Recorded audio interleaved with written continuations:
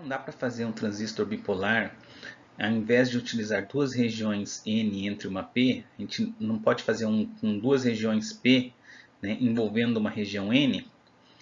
Dá para fazer sim. Esse é o transistor PNP, tá? Que a gente vai entender como que funciona e a gente vai ver que ele é um transistor complementar em alguns casos, ou seja, ele funciona de uma maneira diferente para algumas aplicações que o NPN não consegue resolver, e para outros casos ele tem um funcionamento praticamente similar ou idêntico ao transistor NPN. Então, como é que funciona a estrutura do nosso transistor PNP? Então, a gente tem aqui a estrutura do transistor NPN que a gente estudou até agora, né? São duas regiões N entre uma região P. E está aqui o símbolo dele, né? O transistor PNP, ele é de forma, vamos dizer assim, ele é complementar ao transistor NPN, ou seja, aonde eu tinha N, agora eu tenho P, e aonde eu tinha P, eu tenho N, né? Por isso o nome PNP. E o símbolo dele, vocês vão ver que a principal diferença é a seta, tá? Que agora é para dentro. Lembra que a seta no NPN, ela indica o sentido da corrente de emissor, que a corrente de emissor sai. Então aqui já dá para ter uma ideia de que a corrente do emissor no PNP, ela entra, tá? no terminal do emissor. Okay? Isso é uma das principais diferenças que você vai observar, que o transistor PNP tem o sentido das correntes diferente do transistor NPN. Tá? Isso vai ser uma das coisas que que diferem desse novo transistor para o anterior. E como que funciona então a operação, né? Será que ele opera da mesma forma que o transistor NPN, né? Lembrando que a gente está sempre falando de modo ativo, né? Que é a ideia ou o modo de operação em que o transistor ele funciona como uma fonte de corrente controlada por uma tensão, tá? Esse é um modo ativo. E para a gente ter o modo ativo, tá, no transistor, basta que eu polarize a junção base-emissor diretamente e a base coletor reversamente, né? Então isso equivale a dizer o seguinte: agora, tá, eu vou ter que ter uma tensão aqui entre emissor e base, tá, que tem que ser maior que zero, tá? Então tem que ter uma tensão aqui no emissor mais positiva do que na base, tá? Para que eu tenha polarização direta, ou seja, para que eu consiga ter uma pequena região de depleção, de forma a conseguir passar, né, aqui no caso, lacunas do emissor para a base, tá? A segunda, então está aqui, ó, fazendo isso eu tenho a passagem de lacunas para a base e também eu tenho passagem de elétrons da base para o emissor, tá? A segunda condição que eu preciso estabelecer no modo ativo é a polarização reversa entre base e coletor, tá? Isso equivale a dizer o seguinte: eu tenho que ter aqui uma tensão no coletor mais negativa, né, que na base, ou mais positiva na base que no coletor, tá? Então, isso quer dizer que eu tenho que ter uma tensão aqui VBC menor que zero, tá? Ou que a tensão da base seja maior que a tensão do coletor. Observem que aqui, ó, né, aparece uma das coisas que diferem para o transistor NPN, que aqui a fonte de tensão que a gente usou aqui nesse esqueminha, o positivo ficava para cima, tá? Porque aqui era uma região P no NPN, né? E aqui N. Tá? Agora, as polaridades das tensões aqui elas são invertidas para que você consiga fazer as polarizações corretas aqui em cada junção. Tá? Então, aqui eu vou ter uma polarização reversa, que eu estou colocando menos no P. Tá? Então, eu estou colocando uma tensão mais negativa no semicondutor tipo P. Então, eu vou ter uma região de repleção mais ampla. Tá? Isso quer dizer que eu tenho um campo elétrico muito forte e esse campo elétrico vai puxar, né, essas cargas, lembra do efeito de varredura? Ele vai puxar essas cargas positivas para o coletor, né? Então, as lacunas emitidas pelo emissor são coletadas pela região de coletor, né? Por isso os nomes aí de cada um desses terminais, né? Não é à toa. Então, aqui você tem aquele efeito de varredura, né? Lembre que quando você tem aí uma quantidade muito grande, ou melhor, uma região de depressão muito grande, você tem um campo elétrico forte, tá? E ele vai fazer a varredura, no caso aqui dos elétrons, ele empurra os elétrons para baixo, e no caso das lacunas, ele puxa elas para cima. Então elas vão ser empurradas pela força elétrica do campo elétrico, tá? Vão ser varridas para a região de coletor. Ok? E lembrando, né, que esse efeito, quem comanda, né, essa corrente aqui é a corrente de difusão que ocorre entre base e emissor, né? Vamos dizer assim, o campo elétrico, ou seja, a corrente de deriva que origina, que é transportada para o coletor, ela só faz a passagem, só empurra para cima, né? Mas quem dá aqui a intensidade da corrente mesmo é a corrente de difusão entre base e emissor, ok? E aí a gente pode colocar isso aqui em forma de símbolo esquemático do transistor, né? Então o símbolo aqui, o coletor, base e emissor, tá? Aqui tem a tensão VEC e a VEB, tá? E aqui eu tenho a corrente de emissor, veja que agora como são cargas positivas, ela está entrando, né? Assim conforme está na seta, né? E no coletor também eu vou ter corrente saindo, né? Obviamente que a corrente aqui convencional tem que voltar aqui para o terminal negativo da bateria, né? E na base também, ó, lembra que a corrente de elétrons, ela não é, o sentido dela não é o que a gente convencionalmente utiliza. Então a gente entende que ela está, na verdade, tá? Apesar do sentido real dela ser esse, tá? Para efeitos de análise de circuitos, ela está aqui voltando para o terminal negativo. Então ela está saindo, tá? Por isso aqui esse sentido aqui nesse circuito, ok? Então essas são as principais diferenças. As tensões elas são colocadas diferente e os sentidos da corrente são diferentes, mas os semicondutores, o funcionamento dos semicondutores, o princípio de funcionamento é o mesmo que a gente tinha visto já no NPN. Tá? Em termos de equações, o que é que muda, né, de um modelo para outro de transistor? Né? Então aqui está o NPN, que a gente está acostumado, tá? E tem aqui em branco, eu coloquei meio que grifado em branco, as principais diferenças. Ó.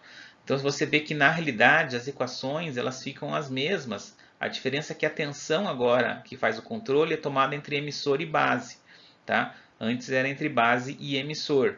Mas observem que as outras duas equações aqui de IB e E continuam a mesma coisa. Né? IB é uma fração de IC e E é a somatória de C com IB. Né? Para a equação de C com o efeito Early, tá? O que muda é que agora a gente considera a tensão VEC, né? E não a tensão VCE. Tá? Então, a gente vê que a mudança nas fórmulas é bastante pequena, né? Então dá para você trabalhar aí e até decorar as fórmulas, né? Como você vinha decorar, se você já decorou as fórmulas, aqui fica fácil de você transpor para o transistor PNP, porque a mudança é muito pouca. A gente precisa falar sobre o padrão de desenho do circuito. Por causa da polaridade que a gente estabelece para formar as junções base e emissor, tá? O que acontece? Você tem, se você desenhar, né, o circuito esquemático utilizando, né, a mesma forma como a gente desenhou ali as junções, as tensões de polarização vão ficar com o negativo para cima e o positivo sempre para baixo, né? Porque o emissor aqui é onde tem a tensão mais alta, né? Então, isso não é muito comum nos desenhos de circuitos elétricos, porque para ficar, vamos dizer assim, mais fácil da análise, o normal é que a tensão maior fique acima e a tensão menor para baixo. Então, sempre o positivo das baterias, né, sempre ficam para cima, né? Essa é a convenção que é utilizada na maior parte aí dos livros e nas empresas de engenharia quando fazem os circuitos, né? Então, a gente rebate esse circuito que estava ali, a gente joga para cima, né? Então, a gente faz aqui o espelhamento para cima. Então, pode ver que é o mesmo circuito, só que espelha. Então, nesse caso, o transistor PNP fica com o emissor para cima, tá? E o coletor embaixo, para que a gente possa manter esse padrão de sempre positivo da bateria estar na região superior do circuito, tá? E aí a gente faz mais uma mudança aqui, porque em geral, tá? Os negativos das fontes externas, no caso aqui VBB e VCC, eles são ligados no mesmo ponto, tá? Isso é o mais comum de ser feito, tá? para você ter um ponto de referência aqui, de negativo das fontes, que é o mesmo para todos os circuitos. Então você consegue medir apenas com uma ponteira de prova, né? Você consegue medir todas as tensões do circuito. Então a gente faz mais uma mudança no circuito, que a gente traz essa fonte VBB para baixo, tá?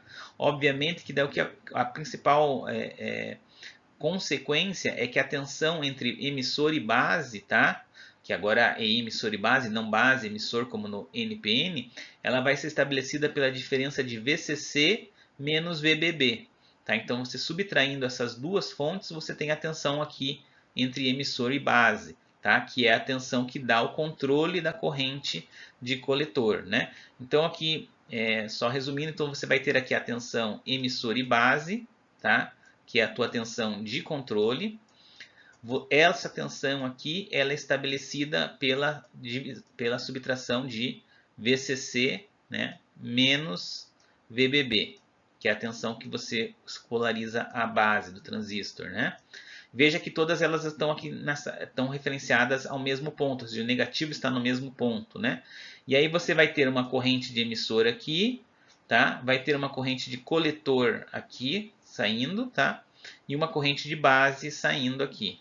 Tá? Então isso é o normal aqui do transistor PNP, ok?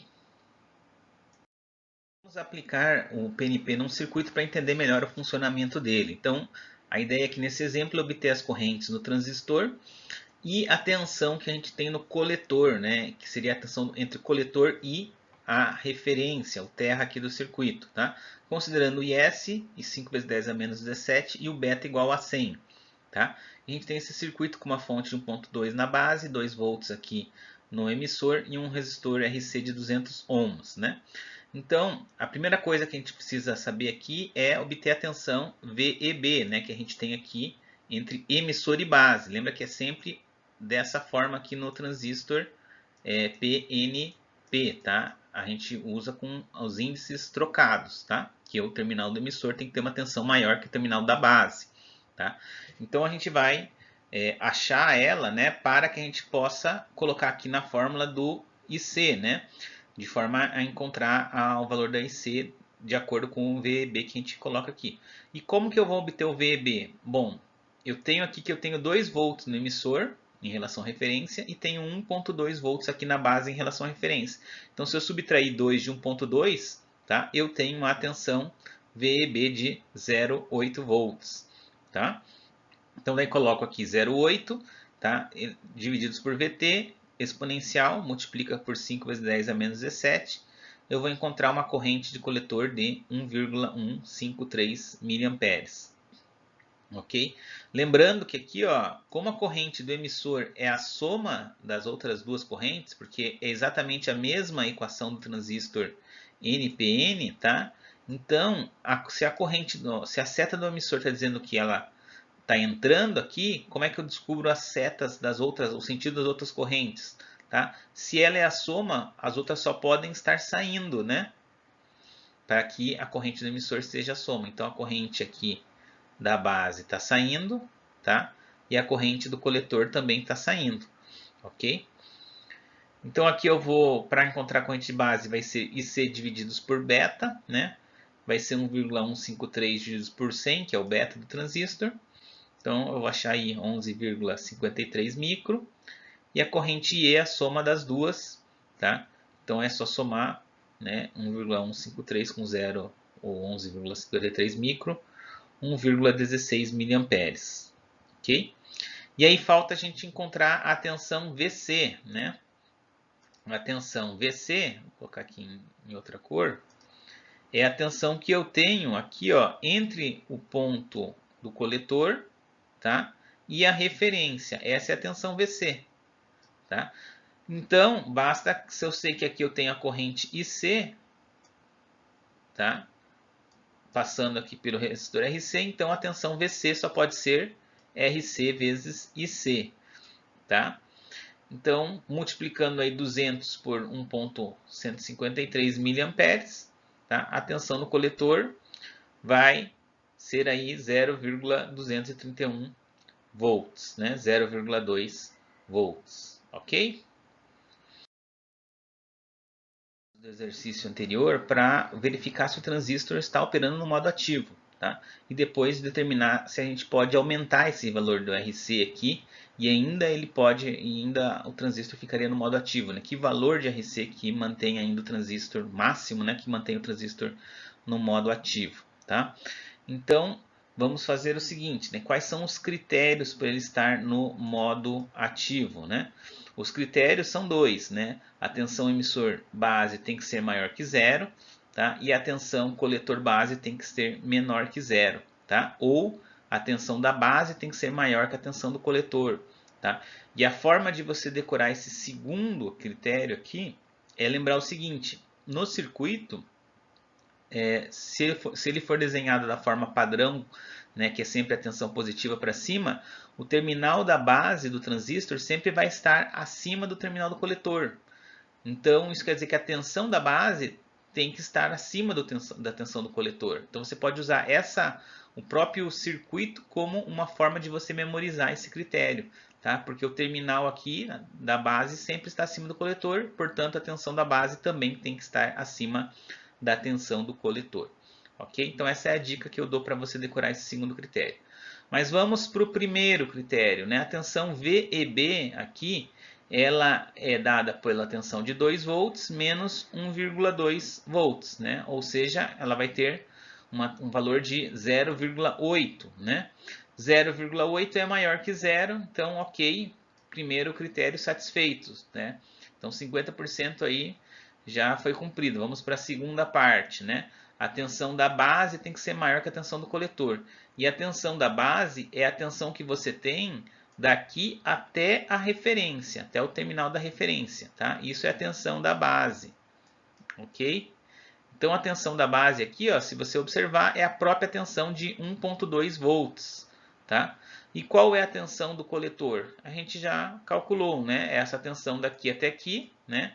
Que é 0,2 volts, né? Isso aqui seria o meu VC, ok? Vamos dar uma arrumadinha aqui nessa flash, ok? Então, nosso critério está aqui repetido, então 1,2 é maior que 0,231 volts. Então, sim, o transistor está no modo ativo, ele satisfaz as duas condições aqui que a gente tem, tá? Para que ele precisa satisfazer para estar no modo ativo, ok?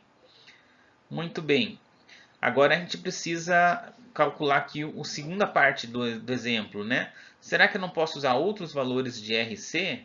Tá? Isso aqui é importante, tá? Porque a gente vai ver mais para frente que o RC ele pode determinar o ganho de amplificação de um circuito com transistor. Então, quanto maior o RC, maior o ganho em alguns circuitos de transistor.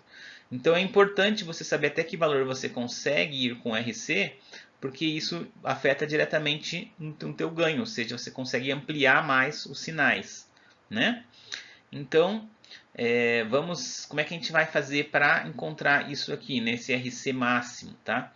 Então eu tenho que lembrar do seguinte, aqui no modo ativo, tá? O segundo critério é que a tensão na base seja maior que a tensão do coletor. Mas qual que é o pior caso, ou o limiar disso? Tá? O limiar é quando eu tenho tensão da base igual à tensão do coletor. Tá? Então, quando eu tenho as duas iguais no mesmo valor, isso quer dizer que eu estou no limiar do modo ativo ou no limiar da saturação. Tá? Um dos dois. Né? Então, esse aqui vai me dar um valor, essa condição, quando eu pego essa inequação e igualo ela, tá? Ela me dá a condição de RC máximo. Tá? Aí é só eu substituir aqui o VB, eu já sei que é uma tensão fixa, é 1,2. E eu sei que VC ele é RC vezes a corrente IC que está passando aqui. Né? Então, é só colocar aqui a fórmula, tá? Aqui, ó, então, VC é RC IC, tá? E VB é 1,2. Então, 1,2, né? Aqui 1,2 é igual a RC IC. A IC é fixo, né? 1,153, então é só dividir um pelo outro, tá? E aí eu vou encontrar aqui o RC máximo que eu posso, né, utilizar nesse circuito é cerca de 1 kΩ, mais ou menos, aproximadamente. Ok? Então ainda posso subir aí, né, bastante o nosso RC. Ok? E o meu transistor ainda vai estar no modo ativo. Como que fica o modelo de pequenos sinais do transistor PNP, tá? Essa é a parte boa, tá? Por que que é a parte boa? Olha, observa aqui, ó, aqui tem o transistor PNP, aqui tem o transistor NPN, tá? Apagadinho porque aqui a gente está representando ele com o modelo de pequenos sinais. Observe bem, você consegue ver a diferença, né? Não tem nenhuma diferença. Então, para pequenos sinais, os dois transistores operam da mesma forma. Vejam que até os sentidos das correntes são iguais, tá? Não muda nada, tá? De um para o outro aqui. Então, para pequenas variações, os dois têm o mesmo circuito. Tanto é que quando você faz o circuito equivalente de pequenos sinais de um transistor, tá? E você não tem o circuito anterior, né, o circuito original, você não sabe dizer se era um transistor NPN ou PNP, não tem como você saber. Tá?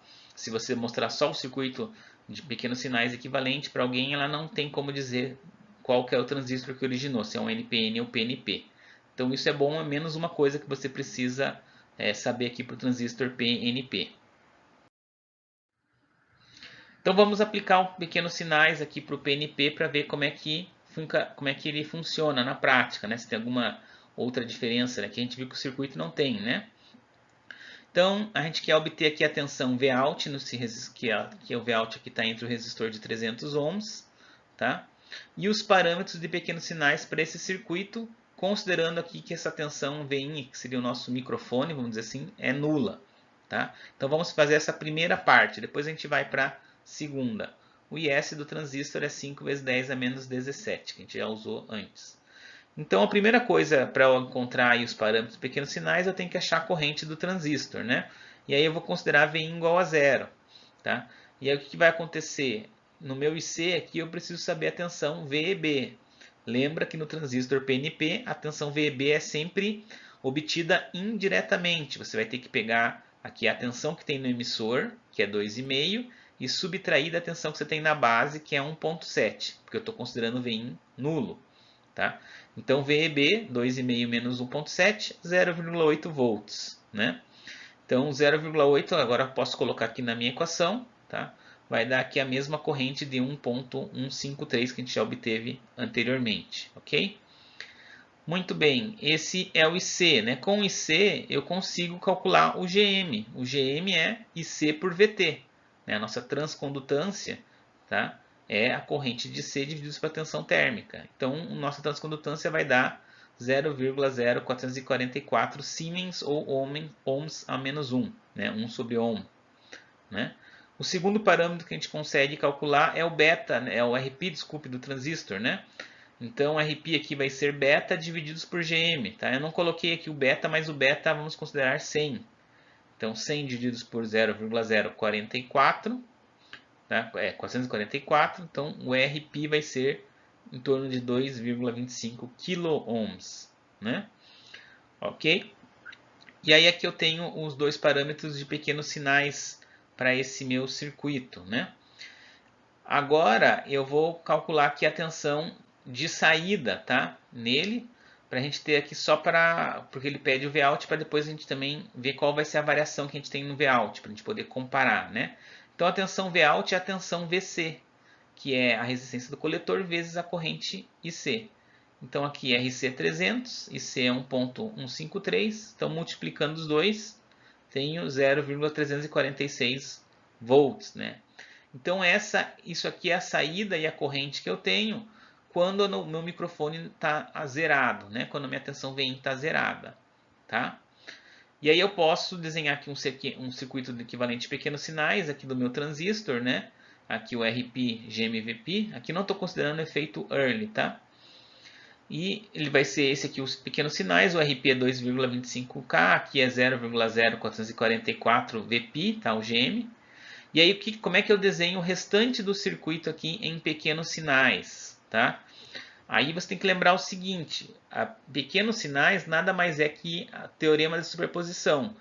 E eu estou querendo obter a tensão de saída quando somente a tensão Vin é considerada. Então as outras duas tensões eu tenho que anular, eu tenho que fazer ela zero. Tá? Então o que vai acontecer? Aqui na base do meu transistor eu vou ter só a tensão Vin ligada para a referência. Tá? Então é isso que eu tenho aqui na base do meu transistor. Tá?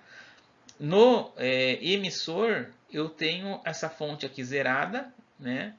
Curto-circuitada, então eu vou ter direto uma ligação para referência, tá? Referência aqui é como se tivesse conectado aqui o negativo aqui no emissor, tá? É a mesma coisa. E aí no coletor o que eu tenho? Vout, RC e RC para referência, tá? Exatamente o que está aqui. Ok? Então esse é o circuito equivalente de pequenos sinais para esse exercício aqui, ok? E aí vamos ver o que acontece quando a gente faz Vin aí 1 mV. A parte que é obter a tensão de saída, né, a variação da tensão de saída devido ao microfone de 1 mV na entrada, né? Então, a primeira coisa que eu tenho que notar é o seguinte, né? Aqui, a minha fonte de corrente, tá? A GMVP, ela estabelece a corrente que passa na RC e vai passar uma corrente nesse sentido aqui, certo? De acordo com a fonte GMVP, eu vou ter uma corrente assim. Isso quer dizer que ela entra no RC lá por baixo positiva e sai negativa aqui, ó. Então, o meu Vout ele vai ser um negativo, de acordo com o sentido da seta da fonte do modelo de pequenos sinais.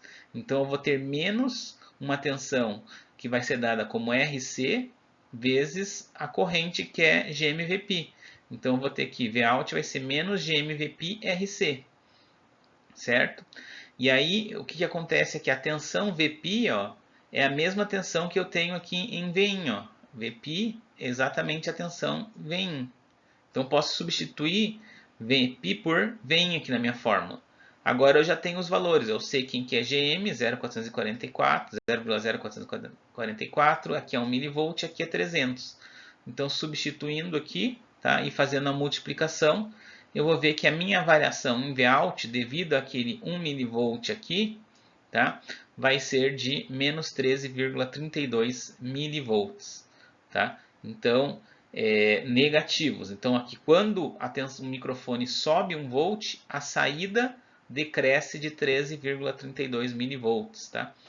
Isso é interessante, porque se você imaginar que, por exemplo, a tensão Vin ela fosse uma tensão alternada, né? Ou seja, uma tensão que variasse no tempo, imagine que ela fosse uma tensão alternada dessa forma, tá? Mais ou menos aqui desenhando, tá? E que ela fosse até 1 mV aqui, tá? 1 mV positivo e menos 1 mV aqui embaixo, tá? O que vai acontecer? Na tensão de saída, eu vou ter, isso aqui é só a variação, né? Isso aqui seria o meu Vin, né? Isso aqui seria o meu Vin, tá? Então, na tensão de saída, eu teria essa mesma tensão, só que ela estaria variando, vou tentar colocar aqui 13 vezes mais, né? Então ela desceria aqui, ó, só que aonde ela sobe, ela desceria, né? Então ela desceria aqui, ó, e aqui teria em menos 13,3, tá? Milivolts. Mas veja que ela copia o mesmo, se aqui é uma senoide, ela vai ser uma senoide também, só que com semiciclo negativo. E aqui ela vai subir também, tá? Não vou fazer para não pegar aqui em cima do Vout, tá? Mas ela vai subir aqui, ó. Vou fazer aqui, tá? Ela vai subir do mesmo jeito. Então ela vai ser uma cópia trocada, né, das semiciclos, mas ampliada, né? Então ela vai ter uma ampliação de 13 vezes aqui aproximadamente. Então isso é o efeito de amplificação do transistor. Tá? Ele amplifica esses pequenos sinais, tá? E aí, dependendo de como você faz com GM, né? Você trabalha com o teu GM, com RC, você consegue aumentar ou diminuir essa amplificação, né? Esse fator de ampliação, ok? E como que fica a tensão Vout aqui absoluta, que aqui a gente está falando de variação, né? Então a tensão Vout, daí nesse caso, o que eu chamei de Vout 2, seria a tensão que eu tinha antes de colocar 1 mV, a Vin, 0,346 menos os 13,32 mV. Então ela vai cair, tá, para aproximadamente 0,333 volts, tá? Isso é o valor absoluto aqui, né? Ok? Então essa é a ideia aqui do funcionamento do transistor PNP. Veja que é bastante similar ao NPN, tá? Principalmente em pequenos sinais aqui não muda nada. Ele também tem esse efeito aqui de sempre passar a variação, quando a variação é positiva na entrada, ela vai ser negativa, que é o mesmo que ocorre no NPN. Como que o transistor PNP opera no modo de saturação, né? Então, para a gente entender como ele funciona, tem que lembrar o seguinte: no modo ativo, a tensão da base tem que estar maior que a tensão do coletor. Quando você tem a tensão da base igual à tensão do coletor, você começa a entrar na região de saturação, de operação na saturação, ok? Então, a partir do momento em que você tem tensões na base menores que a tensão do coletor, aí o transistor vai estar operando saturado, né? O que quer dizer isso, né? Quer dizer que a junção emissor-base, tá, vai ter polarizada diretamente e a junção base-coletor também polarizada diretamente. E a corrente de base vai começar a aumentar de forma que o beta do transistor comece a deteriorar, ou seja, ele começa a cair, né? E ele caindo, né, a gente vai ver que a corrente, né, a relação entre a corrente de coletor e base vão se modificando até que esse beta cai para aquele valor de saturação que é aproximadamente 10, né? Tá? Que independente do transistor ele fica dessa forma. Então, quando a gente está trabalhando dessa maneira, a gente pode modelar o transistor, representar ele de duas formas, tá? Normalmente, quando a gente está trabalhando com um transistor integrado, ele vai ficar desse formato aqui, ou seja, a tensão emissor base vai ficar em 800 mV, tá? Fixa em 800 mV, e a tensão emissor coletor vai ficar fixa em 200 mV, tá? Isso para transistores integrados. Para transistores discretos, aí a gente já utiliza uma tensão emissor base de saturação de 700 mV fixa, e a gente considera que no emissor coletor ele tem uma queda de tensão aproximadamente nula, né? Na prática vai ser uns 20 a 50 milivolts, tá? Mas a gente pode considerar que é como se fosse uma chave fechada. Então, na saturação é onde o transistor opera numa chave como se fosse uma chave fechada, ok? Principalmente na saturação forte, esses dois modelos, desses dois circuitos, tá? Na saturação fraca, eles já não representam tão bem, tá? Mas não é a saturação fraca está muito mais próxima na operação no modo ativo do que na operação na saturação.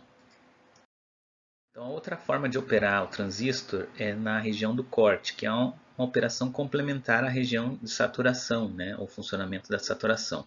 Qual que é a condição que você precisa ter no transistor para que ele trabalhe nessa região? Então, a primeira coisa é que a tensão VB tem que ser menor que meio volt, tá? Ou então que a corrente IC do teu transistor ela esteja muito pequena. Exemplo aí típico de C que corta o transistor são correntes de C menor que 0,1 microamperes, tá?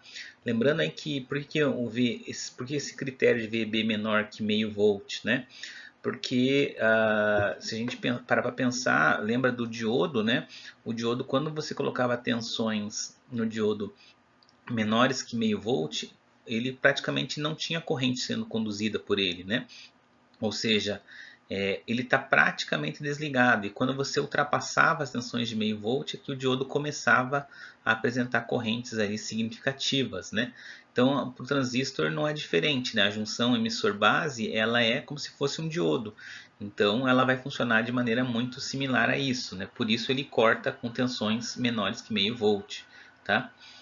E quando acontece isso, né, a principal consequência do corte é que a corrente do coletor é anulada, né, ela é zero. Tá? É como se o transistor estivesse como se fosse uma chave em aberto, né, que é o que está mostrando aqui. Né? Então a gente pode considerar o circuito equivalente do transistor nesse funcionamento dessa forma aqui, certo? Sempre quando a tensão VB for negativa ou menor que meio volt. Como que a gente pode aplicar o transistor nessas duas regiões de saturação e corte de forma que a gente possa ter circuitos aí úteis, né? Então, uma das formas que a gente trabalha no transistor quando está nesse tipo de operação a gente trabalha com o transistor como chave, né? Abrindo e fechando, né? Então, a gente viu lá no transistor NPN que o circuito, vamos dizer assim, mais padrão, mais recorrente que é utilizado é esse aqui, onde você coloca a carga entre a fonte de alimentação e o terminal do coletor do transistor, né? E aí, baseado na corrente L da carga, você projeta o valor da resistência RB de base, né, do teu transistor, né? E a fonte de tensão aqui, de entrada na base, faz com que o transistor corte ou sature, ou seja, ligue ou desligue a carga, né? Qual a diferença para o PNP? Né? No transistor PNP, né, o que a gente vê a nota de diferença é que é como se o circuito do NPN fosse espelhado para baixo, né? Então, se você pegar o circuito do NPN e espelhar para baixo, rebater, tá? Você vai ter o circuito do PNP, né? A carga fica agora aqui na parte de baixo, porque o emissor do transistor está ligado no VCC, né? Mas observe que ela continua aqui no coletor, tá? Só que agora ao outro lado dela está na referência, tá? E o RB continua na mesma posição, VIN também, tá? Quando a gente trabalha com a parte de chave, muitos engenheiros preferem utilizar o transistor PNP para acionar cargas como chave, porque a carga nessa configuração ela fica com um dos lados dela referenciada ao terra, ao massa, tá? O que é mais interessante em aplicações práticas, tá? Mais conveniente, ok? Então essa é a forma, e também você projeta da mesma maneira, né? Você tem uma corrente L da carga e ela que vai te determinar aí o IC, o IB e assim por diante, ok? Vamos pegar um exemplo prático para entender melhor o funcionamento do PNP como chave, né? Então a ideia aqui é você fazer um circuito de power down, um circuito que desligue, né, outro circuito, né?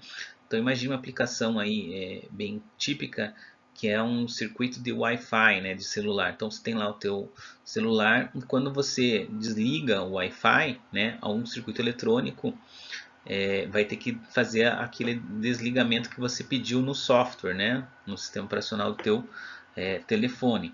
Então, como que a gente faz para projetar aqui? Imagine que aqui a gente tem um circuito que a alimentação dele é 3,3 volts, a tensão de entrada para comandar, né, é de 0 a 3,3 também, e o circuito de Wi-Fi, vamos dizer que ele precisa de uma corrente de 30 a 100 mA para funcionar adequadamente. Então ela pode variar de 30 até um máximo de 100.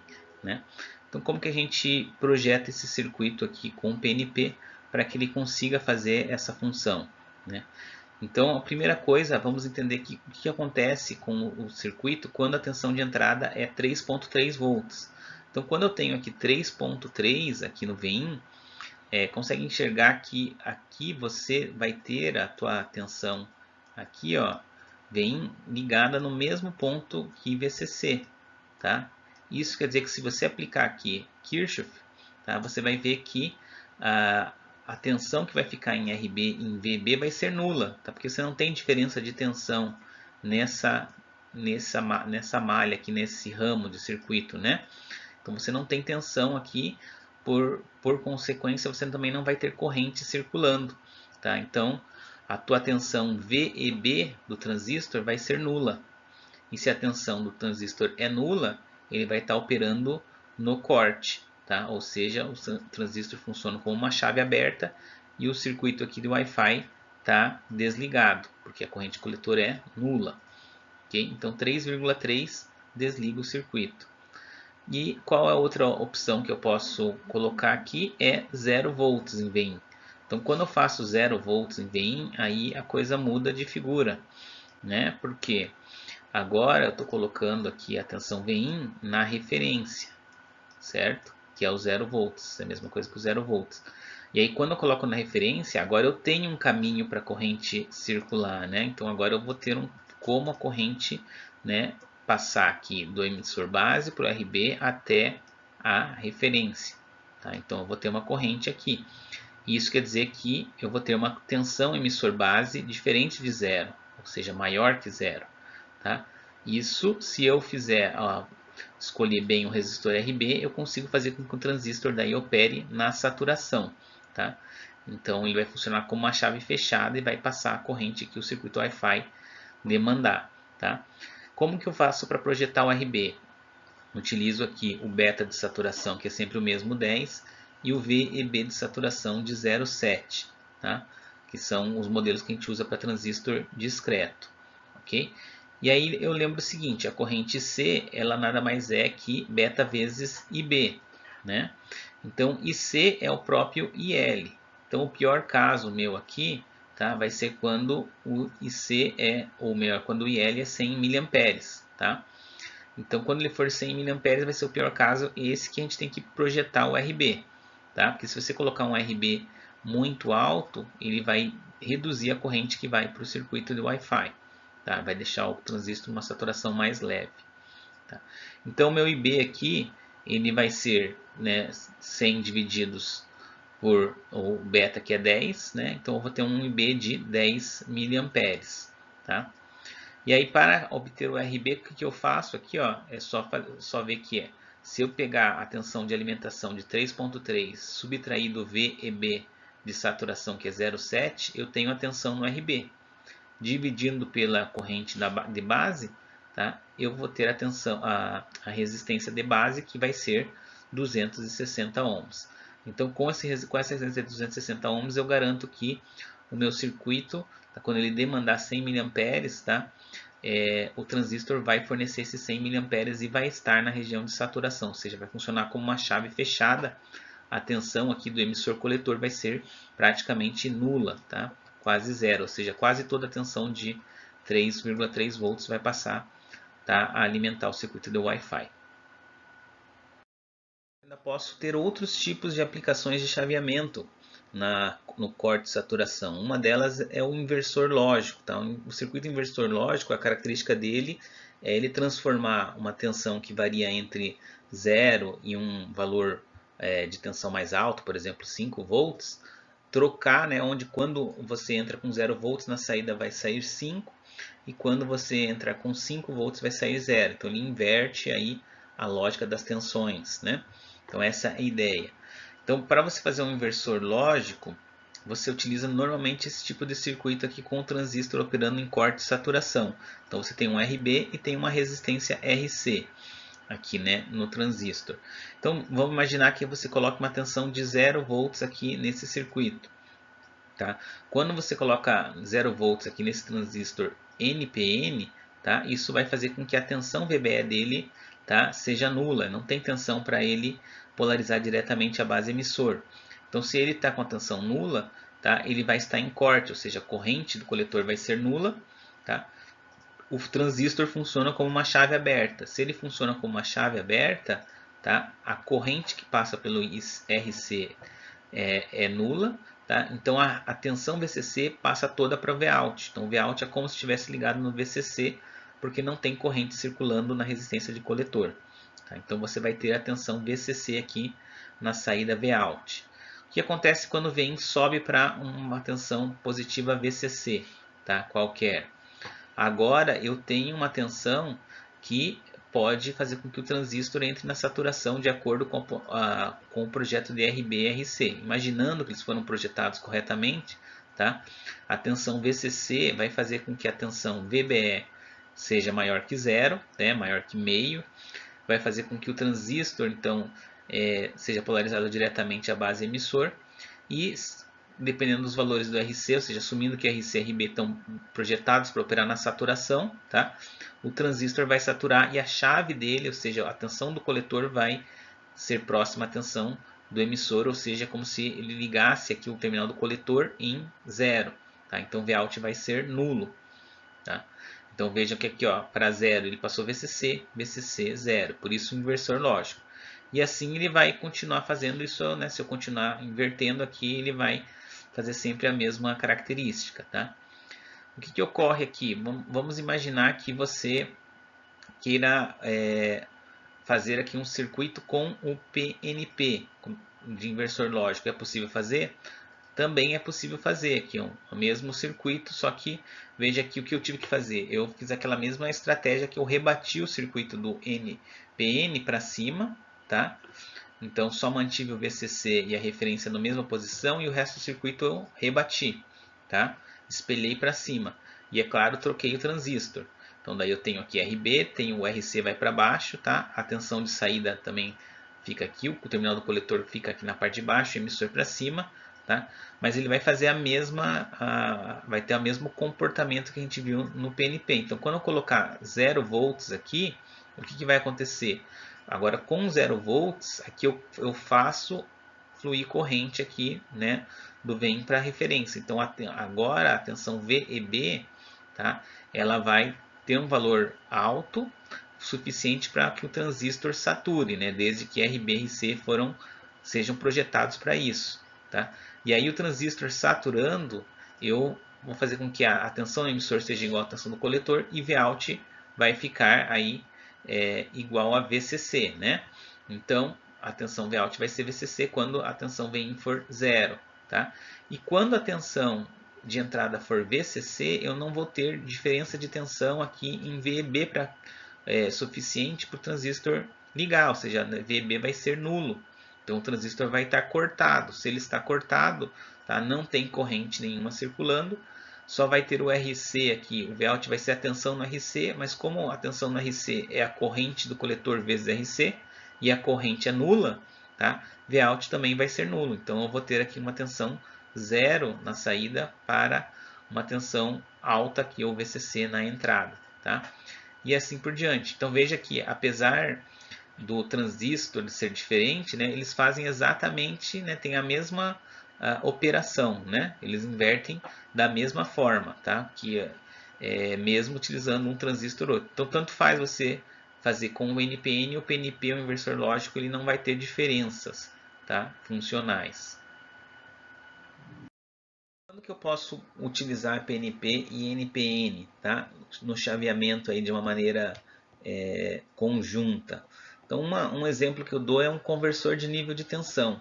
Então, imagine que você, por algum motivo, queira converter uma tensão, vamos imaginar uma aplicação lá de um Arduino, que a tensão que sai nele é 0,5 volts, e eu quero que, na verdade, ele saia 0 e 12 volts para acionar alguma carga, tá? Algum motor que precise dessa tensão mais elevada, tá? Isso é uma aplicação bem comum de a gente ver na prática, tá? Que muitas vezes a tensão que você precisa chavear, ela não é a mesma daquele do teu sistema, do Arduino que você está trabalhando, né? Então, imagine que você precisa fazer isso, tá? Então, aí você pensa o seguinte, bom, vou pegar um transistor NPN, vou colocar aqui a parte do coletor alimentada a 12 volts, tá? E vou projetar de forma que quando vem variar entre 0 e 5 volts, que é o que o Arduino manda de saída, né? Esse transistor corte ou sature, né? Então, basicamente o que eu faço? Quando eu tiver 0 volts no transistor NPN, eu não vou ter tensão para VBE, para polarizar VBE, ele vai estar desligado. Se ele está desligado, se a chave dele está aberta, toda a tensão de 12 volts passa para a saída. Então eu tenho 12 volts. Então, para 0 lá na saída do Arduino, vamos dizer assim, sai 12 volts, tá? Veja que ele está invertendo, está fazendo aquela inversão lógica, só que está pelo menos trocando para tensões maiores, né? E aí quando eu colocar 5 volts, se eu projetar corretamente o RB e o RC, tá? O que vai acontecer?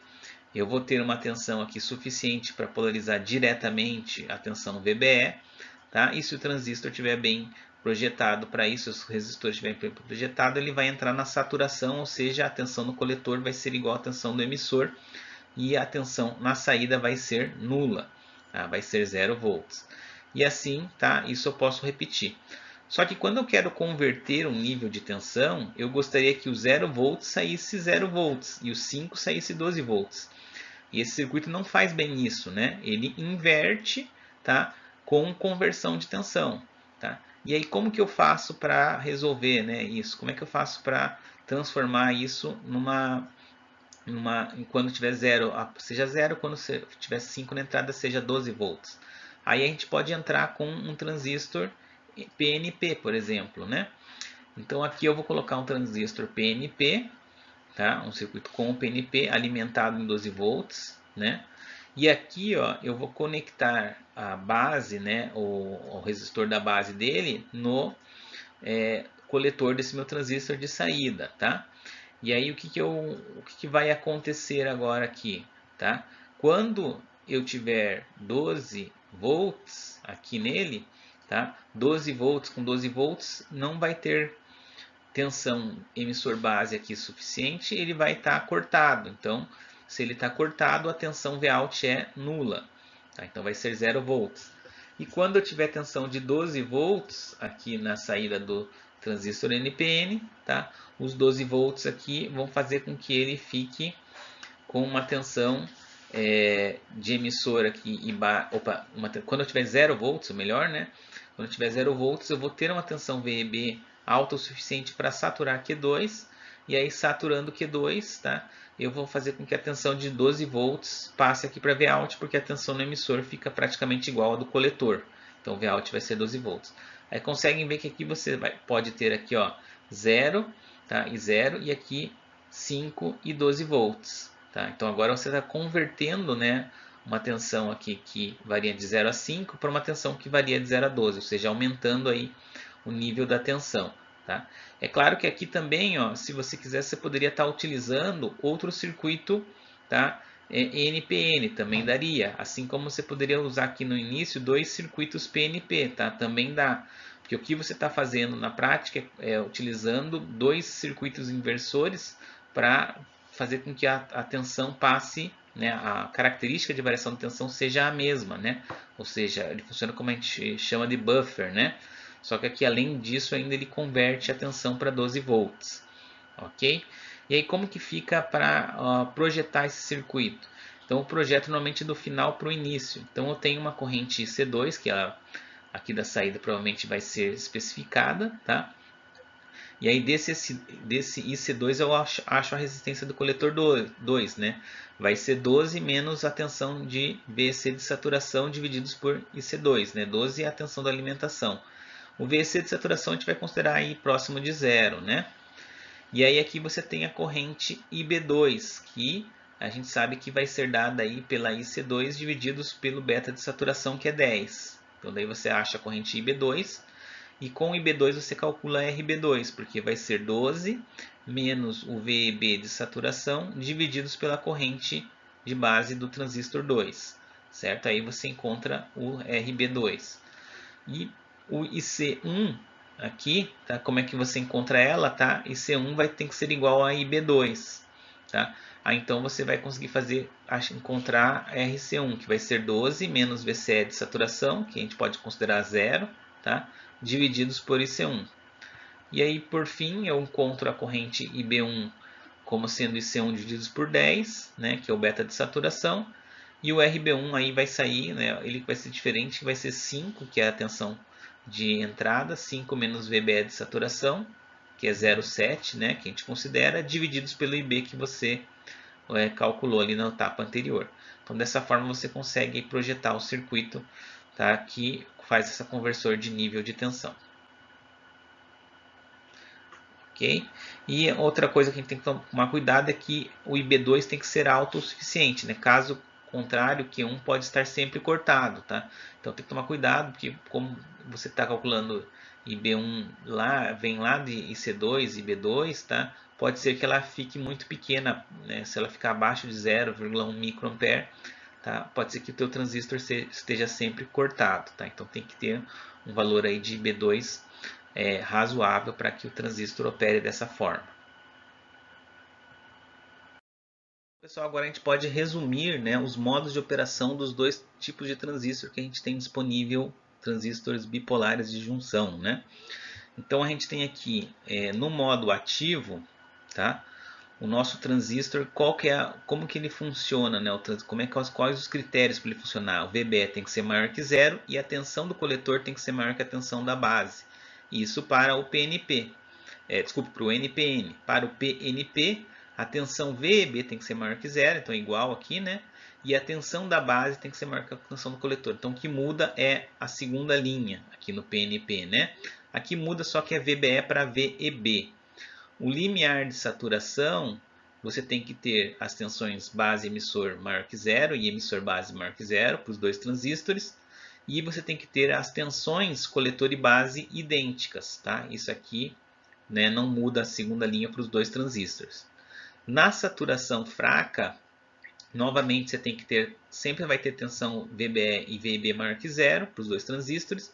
Só que aqui você tem que ter uma tensão VBC, tá, entre 0,5 tá? Ou aqui também VBC entre menos meio e zero. O que quer dizer isso? Quer dizer que você está com uma polarização no teu transistor, na tua junção base coletor, uma polarização que ela vai de 0 até meio volt direto, tá? Então aqui também 0 a meio volt direto. Então é como se fosse aquele diodo que você está aumentando a tensão entre 0 e meio volt, mas ainda não alcançou aquela tensão suficiente para ele conduzir intensamente. Essa é a saturação fraca. Tá? Ele está muito mais ainda polarizado reversamente, vamos dizer assim, a junção base-coletor, por causa daquela camada de íons, da camada de depleção de íons, tá? Do que na saturação forte. Na saturação forte, você novamente tem VBE e VEB tem que ser maior que zero, só que agora você tem que ter o limiar dela ocorre quando você tem meio volt, né? Exatos meio volts ou vamos imaginar assim, você tem polarização direta de meio volt na junção base coletor, para não falar em valores negativos, tá? E na saturação forte é quando você tem uma polarização base na junção base coletor maior que meio volt, então 0,6, 0,7, 0,8 volts, né? E aí você está na saturação forte, tá? E aqui vai ser maior que meio para o transistor NPN e menor que menos meio para o transistor PNP, tá? E o corte vai acontecer quando você tiver uma tensão VBE menor que zero, tá? Mas eu diria que aqui menor que meio volt, tá? De forma prática seria menor que meio volt, tá? Mesma coisa, VB menor que meio volt, aqui você já está no corte, tá? Ou então você tendo uma corrente de coletor muito baixa, menor que o IC mínimo estabelecido pelo datasheet, pela folha de dados do transistor, tá? Então aqui, como eu falei, corte VBE menores que meio e VB menores que meio já está no corte para aplicações práticas, tá? Então tomem cuidado aí com isso, ok? É isso que eu tinha para falar sobre PNP. Espero que depois de toda essa aula aí, vocês não tenham que sair carregados, igual os bonequinhos da figura aí, né? Esse bonequinho de resistor. E então espero ter ajudado. Qualquer dúvida estou à disposição e um bom estudo para todos.